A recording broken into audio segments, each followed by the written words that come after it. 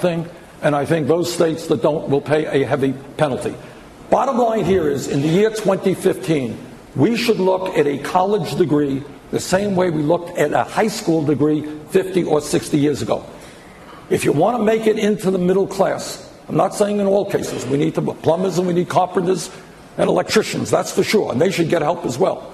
But bottom line now is, in America, in the year 2015, any person who has the ability and the desire should be able to get an education, college education, regardless of the income of his or her family. And we must substantially lower, as my legislation does, interest rates on student debt.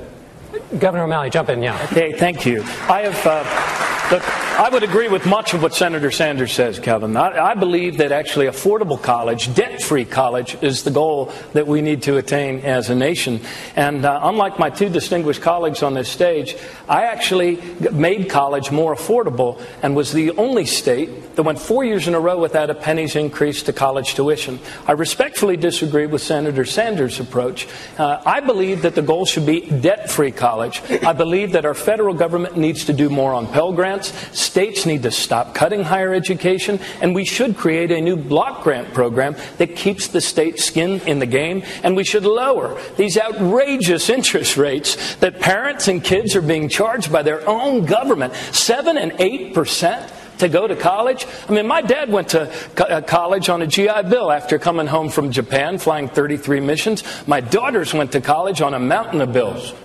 And we were proud of them on graduation day, but we're going to be proud every month for the rest of our natural lives. It doesn't need to be that way. We can have debt-free college in the United States.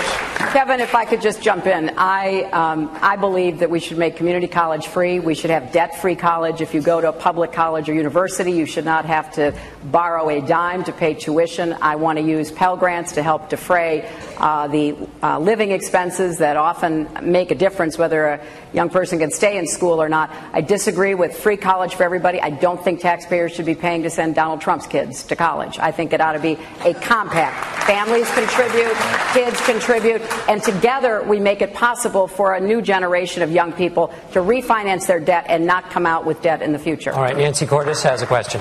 Back to health care by popular demand. First to you, Senator Sanders. You'd prefer to scrap Obamacare and move to a single-payer system, essentially Medicare for all. You say you want to put the private insurance companies out of business. Is it realistic to think that you can pull the plug on a $1 trillion industry? It's not going to happen tomorrow. And it's probably not going to happen until we have real campaign finance reform and get rid of all these super PACs and the power of the insurance companies and the drug companies. But at the end of the day, Nancy, here is the question.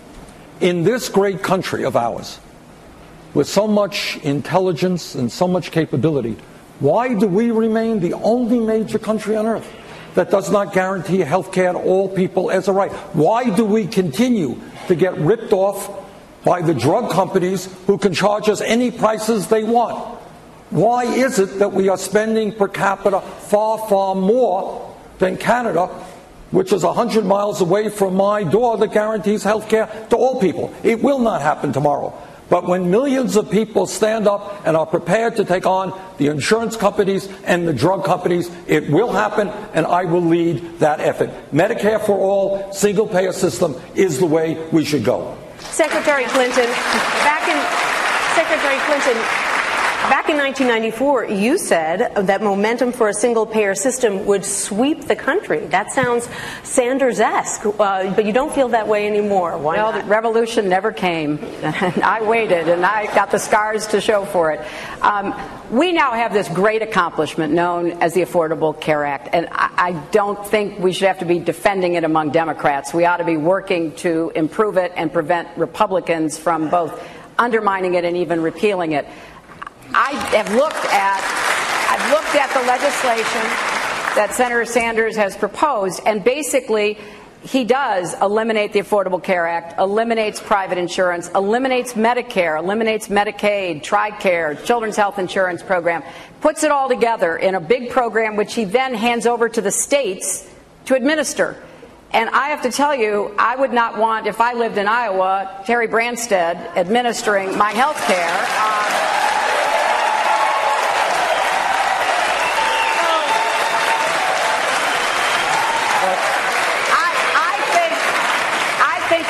Democrats, we ought to proudly support the Affordable Care Act, improve it, and make it the model that we know it can be. Well, let me just say something. 30 seconds. We don't eliminate Medicare.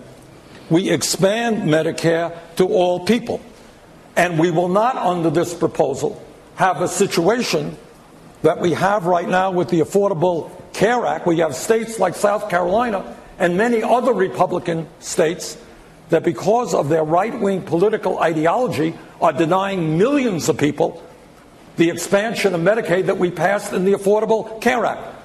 Ultimately, we have got to say as a nation, Secretary Clinton, is health care a right of all people, or is it not? I believe it is. May I jump in here for 30 seconds on health care? I'm sorry, Governor. We've got to take a break or the machine breaks down.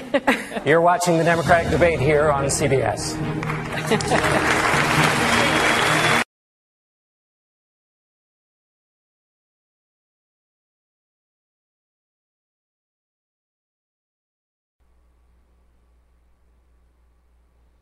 All right, so that was a long part. So many topics to go over. Oh boy. And the more I'm thinking about it, I think that financial matter with Wall Street and Clinton is more important, more worth discussion. I can see why people would think that Sanders is the winner because of his personality, the way he stated things, the way he protected the little woman. Gosh. But wouldn't a Clinton-Sanders ticket be unstoppable? I think so. But I think Clinton has a problem because she's backed by the super PACs. I think Clinton has a problem there. And it is true, a number of countries allow their citizens to get a free education, based on certain economic diversities or disparities. Why do I keep saying diversities? I have no idea why. Let's see. And I agree with Apocalypse. He says not everyone needs a 4-year, meaning a degree. Wow, Stabby.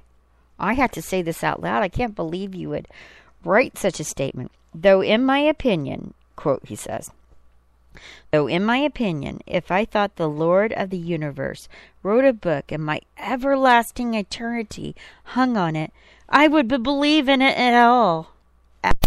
I would believe in it all. I'm stuttering. I would be a super fundamentalist. So I guess he's going to become a Duggar. He's going to be part of the ATI curriculum, the umbrella of authority, where the father is the head of the house in all ways. And education for everyone, health care for everyone. Yeah, I agree that health care and education should be in there, but I don't see Bernie Sanders getting rid of the insurance industry. It's just not going to happen. They have such a stronghold on Congress. They own Congress. Shoot. I mean, it's just crazy. Pharmaceuticals, their number one lobby. And then the second is real estate. Then it's oil. At least last I checked, that's what it was.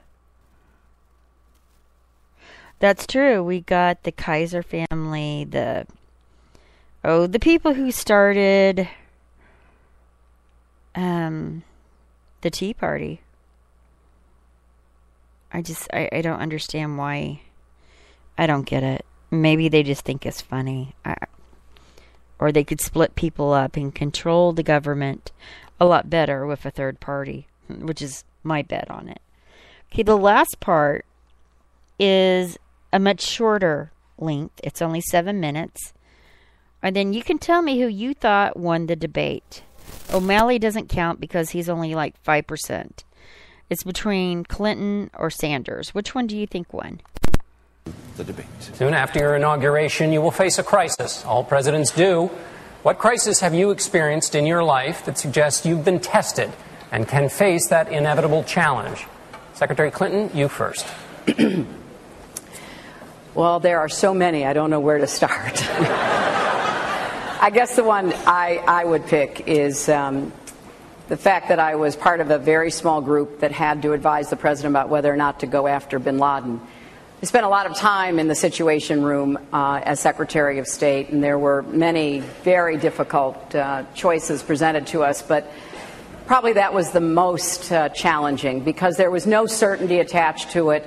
The intelligence was by no means absolute. We had all kinds of questions that we discussed, and at the end, I recommended to the president that we take the chance to do what we could to find out whether that was bin Laden and to finally bring him to justice. It was an excruciating experience. I couldn't talk to anybody about it. In fact, after it happened, the president called my husband. He called all the former presidents, and he said to Bill, well, I assume Hillary's told you about this. And Bill said, no, she hasn't. There was nobody to talk to, and it really did give me an insight into the very difficult problems presidents face. Governor O'Malley, what crisis proves that you're tested? John, I don't think that there is a crisis at a state or local level that really you can point to and say, therefore, I am prepared for the sort of crises that any man or woman who is the commander-in-chief of our country has to deal with. But I can tell you this. I can tell you that as a mayor and as a governor, I learned certain disciplines which I believe are directly applicable to that very, very powerful and most important of all jobs in the United States president, whose first and primary duty is to protect the people of our country. You learn that threats always change. You learn to create a security cabinet. You learn to create feedback mechanisms. You learn to constantly evaluate and understand the nature of the threats that you are being faced with. I have been tried under many different emergencies, and I can tell you that in each of those emergencies, whether they were inflicted by drug gangs, whether they were natural emergencies, I knew how to lead and I knew how to govern because I know how to manage people in a crisis and be very clear about the goal of protecting human life. Senator Sanders, what experience would you draw on in a crisis? John, I had the honor of being chairman of the U.S. Senate Committee on Veterans Affairs for 2 years. And in that capacity, I met with just an extraordinary group of people from World War II, from Korea, Vietnam, all of the wars. People who came back from Iraq and Afghanistan without legs, without arms.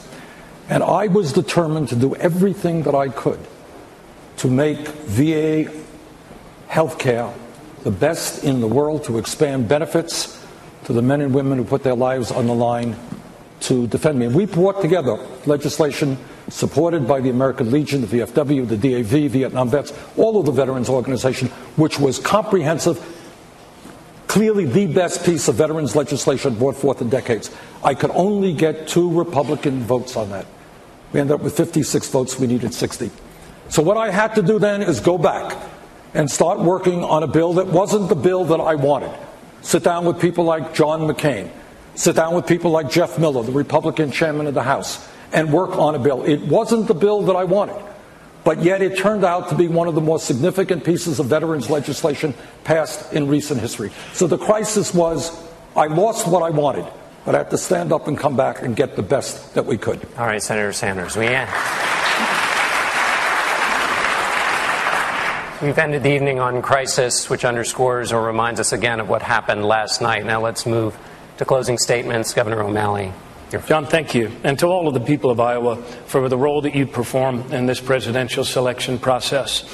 If you believe that our country's problems and the threats that we face in this world can only be met with new thinking, new and fresh approaches, then I ask you to join my campaign. Go on to MartinO'Malley.com. No hour is too short, no dollar too small. We will not solve our nation's problems by resorting to the divisive ideologies of our past or by returning to polarizing figures from our past. We are at the threshold of a new era of American progress, but it's going to require that we act as Americans based on our principles, here at home, making an economy that works for all of us, and also acting according to our principles and constructing a new foreign policy of engagement and collaboration and doing a much better job of identifying threats before they back us into military corners. There is no challenge too great for the United States to confront.